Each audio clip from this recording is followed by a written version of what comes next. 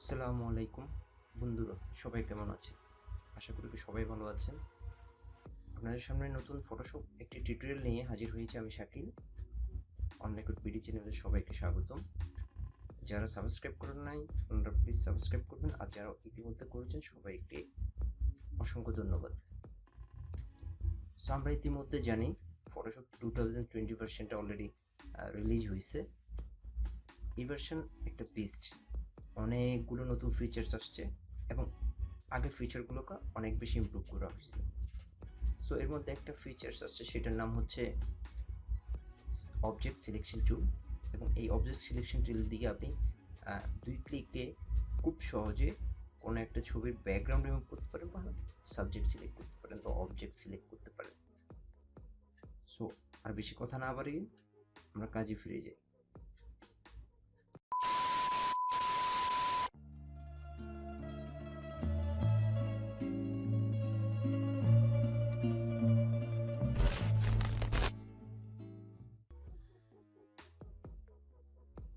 আমাদের যে ছবিটার আমরা ব্যাকগ্রাউন্ড রিমুভ করবো বা অবজেক্ট সিলেক্ট করবো, ওই ছবিটা ফটোশপ ওপেন করব। ওপেন করার জন্য দুটো অপশন আছে। একটা হচ্ছে আপনি ড্র্যাগ করে নিয়ে ড্রপ করতে পারেন, অথবা ফাইলে গিয়ে ওপেনে ক্লিক করে ছবিটি যে লোকেশন আছে ওই লোকেশনে গিয়ে ছবিটা ওপেন করতে পারেন।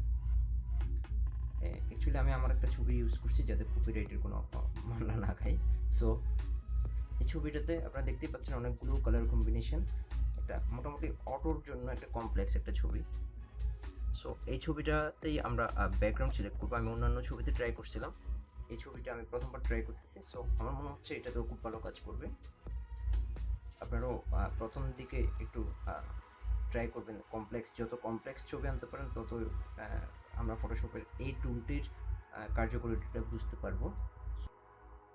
প্রথম আমরা লেয়ারটি আনলক করবো। আনলক করার জন্য ডান পাশে লেয়ার ট্যাবে গিয়ে লক বাটনটার লক চিহ্নটার উপর ক্লিক করলে আনলক হয়ে যাবে। এরপর বাম পাশে টুল বক্স থেকে আমরা অবজেক্ট সিলেকশন টুলটা সিলেক্ট করব। আপনারা অলরেডি প্রিভিউ দেখতে পাচ্ছেন। অবজেক্ট সিলেকশন টুল সিলেক্ট করার পর আমরা মেনু বারের নিচেই একটা সিলেক্ট অবজেক্ট একটা অপশন দেখব, ওই অপশনটাতে ক্লিক করব। এই প্রসেসটা একটু টাইম নিতে পারে, আপনার পিসির উপর ডিপেন্ড করতেছে পিসি কনফিগারেশন কিরকম।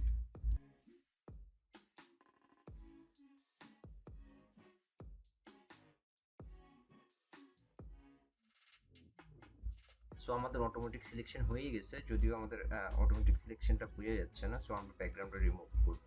ব্যাকগ্রাউন্ড রিমুভ করার জন্য আমার সিলেকশনটা ইনভার্ট করতে হবে। ইনভার্ট করার জন্য আমরা কিবোর্ডের কন্ট্রোল শিফট এবং আই বাটনগুলো প্রেস করব।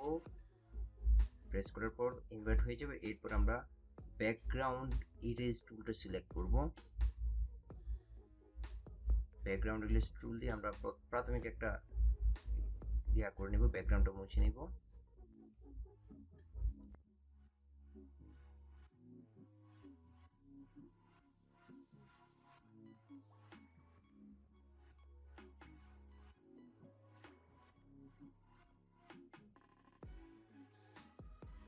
ক্ষেত্রে আপনারা চাইলে নর্মাল ইরেজার টুল দিয়ে করতে পারেন, আপনাদের যদি ট্রান্সপারেন্ট ব্যাকগ্রাউন্ড না লাগে।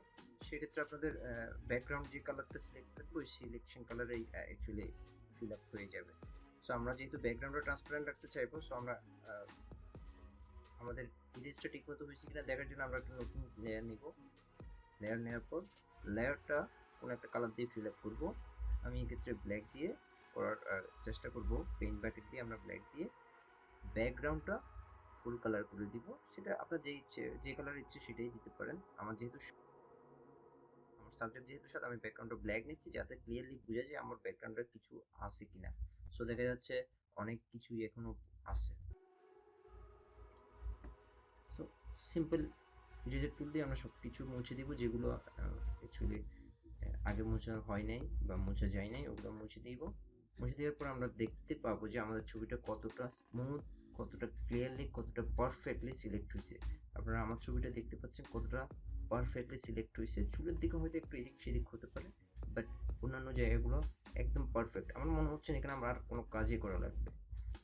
সো 2020 ইজ এ বিস্ট, এটা আপনাকে স্বীকার করতে হবে।